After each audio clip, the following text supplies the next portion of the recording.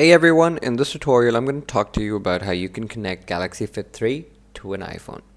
And I'm going to go to the Apple's community page to talk to you about how this is actually not possible at the moment.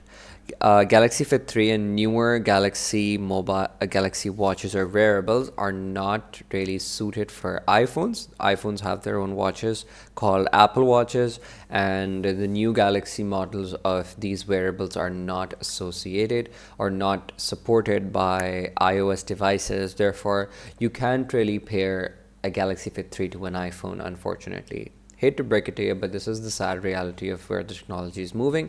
Everybody's trying to improve their own ecosystem, and in doing so, a lot of people will have to suffer who have iPhones but require or enjoy the more sleek appeal of the Galaxy Fit 3 as compared to an Apple Watch. So yeah, that's about it, everybody. Sorry to break it to you, but this is how it is.